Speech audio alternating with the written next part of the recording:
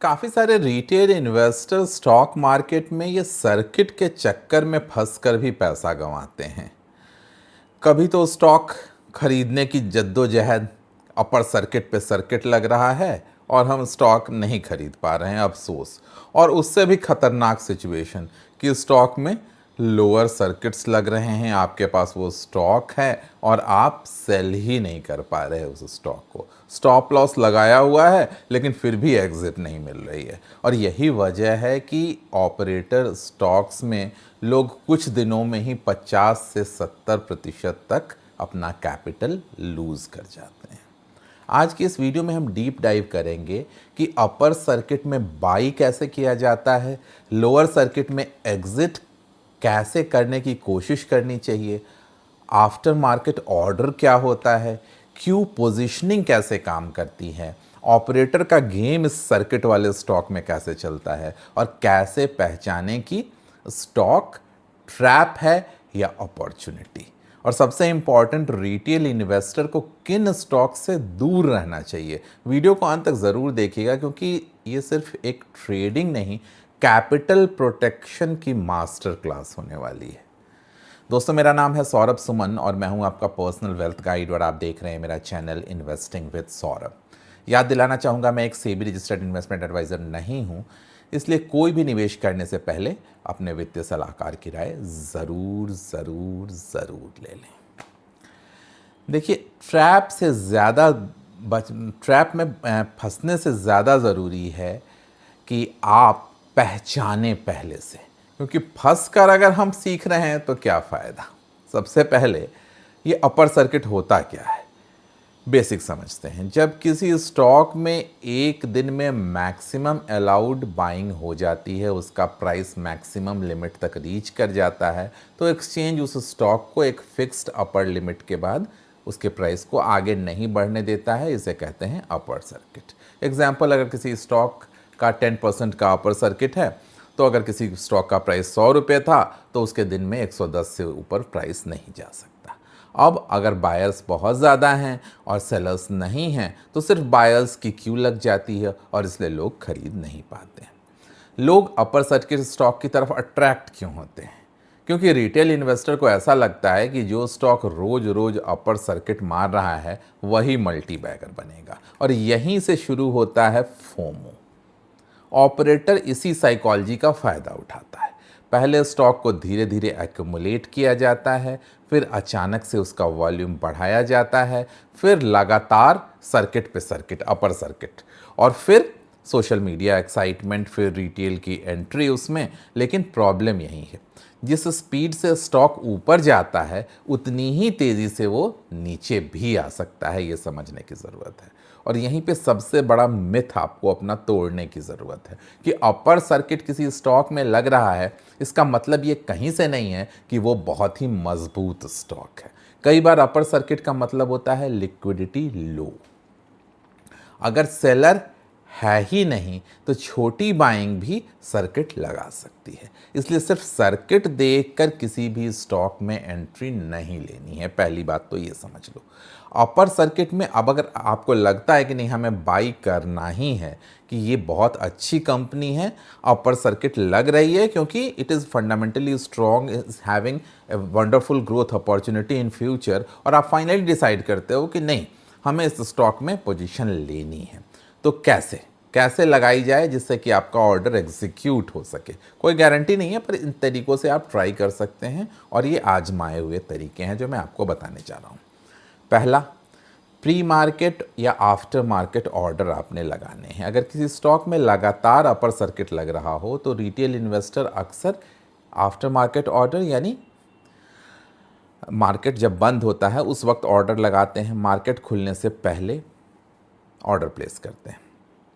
इससे आपको order Q में जल्दी पहुंच सकता है। लेकिन ध्यान रखिए, गारंटी नहीं होती है कि ऑर्डर एग्जीक्यूट होगा, क्योंकि आपके आगे और भी लोग ऑर्डर में क्यू में हो सकते हैं। तो मार्केट बंद होते वक्त जितनी जल्दी हो सके आप अपना ऑर्डर प्लेस करें। दूसरा तरीका, एग्जैक्ट सर्किट प्राइस पर अपना लिमिट ऑर्डर लगाना।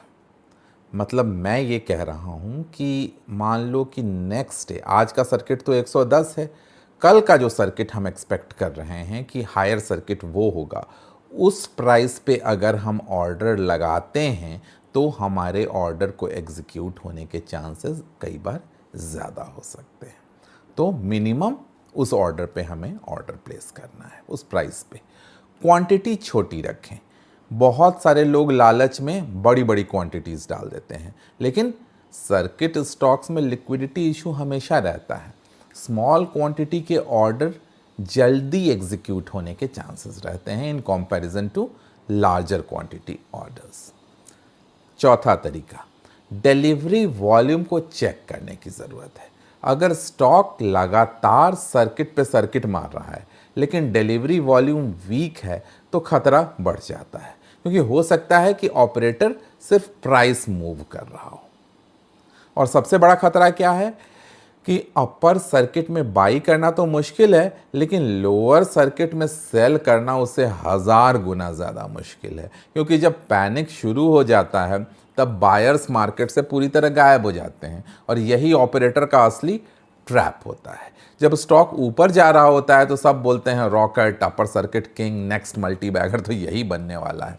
लेकिन जैसे ही स्टॉक गिरना शुरू करता है, कोई बायर नज़र नहीं आता मार्केट में, कोई सपोर्ट नहीं, कोई ऑपरेटर नहीं, सिर्फ पैनिक, और रिटेल इन्वेस्टर फंस चुका होता है। अब रही बात लोअर सर्किट में अगर फंस चुके हैं तो सेल कैसे करें। सबसे प्रैक्टिकल, सबसे इंपॉर्टेंट, सबसे ज़रूरी बात ये, अगर आप ऐसे स्टॉक में फंस चुके हैं तो अर्ली एग्जिट पहला रूल।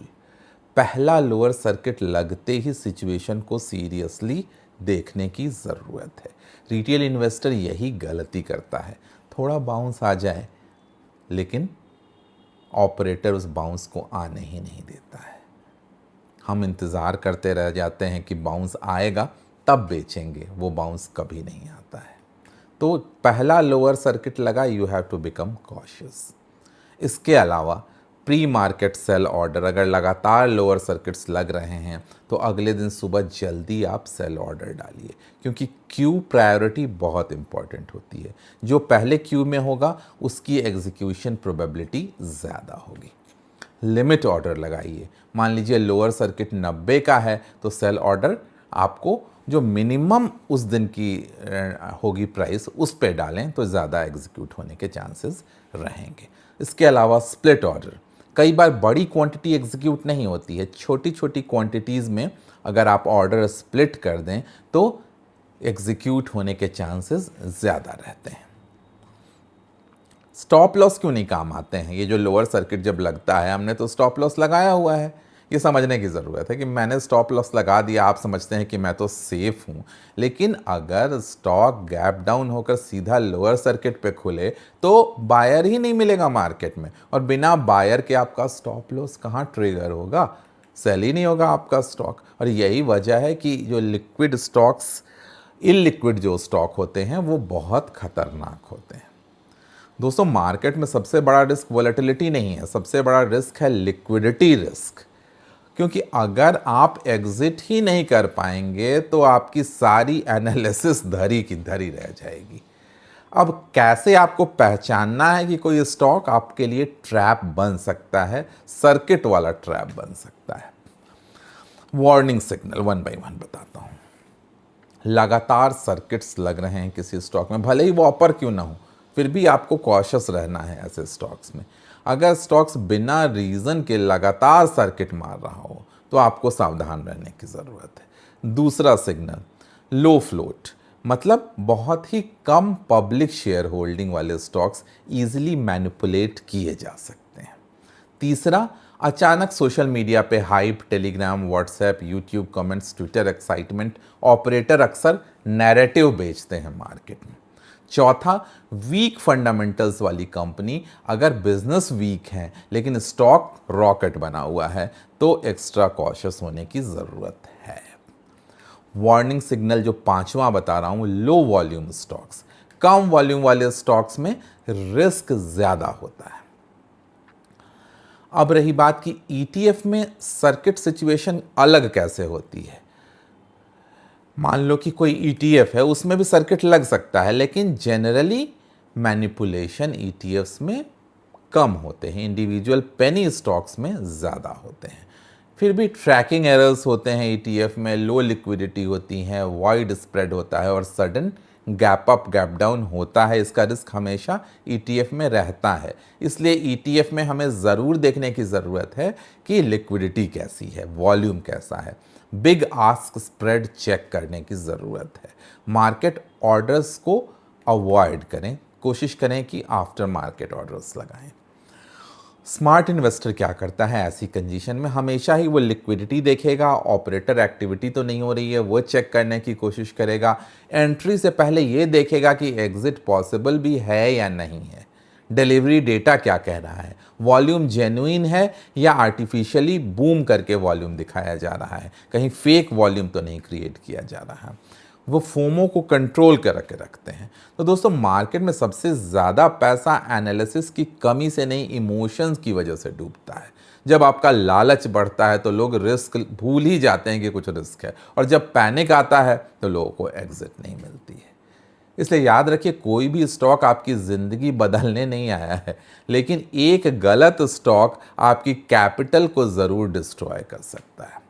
तो फाइनली आज जो हमने समझा, अपर सर्किट क्या होता है, अपर सर्किट में बाई कैसे करें, लोअर सर्किट से एग्जिट कैसे करें, स्टॉप लॉस क्यों एग्जीक्यूट नहीं होता है, ऑपरेटर ट्रैप कैसे काम करता है, और लिक्विडिटी क्यों सबसे बड़ा फैक्टर है आपके इन्वेस्टमेंट डिसीजन में, और कैसे स्मार्ट इन्वेस्टर्स ट्रैप को अवॉइड करते हैं। अगर आज की वीडियो यूज़फुल लगी हो तो वीडियो को लाइक कर देना, कमेंट करके बताइए क्या आप भी कभी इस अपर सर्किट या लोअर सर्किट के स्टॉक में फंस चुके हैं। ऐसा है तो नाम बताइएगा, मैं भी देखने की कोशिश करूंगा उस स्टॉक के बारे में। चैनल को ज़रूर सब्सक्राइब कर लीजिए, क्योंकि यहाँ हम सिर्फ हाइप नहीं बल्कि प्रैक्टिकल इन्वेस्टिंग, साइकोलॉजी और रिस्क मैनेजमेंट की बातें करते हैं। जल्दी ही मिलेंगे ऐसे किसी नए वीडियो के साथ। तब तक सौरभ सुमन साइनिंग ऑफ।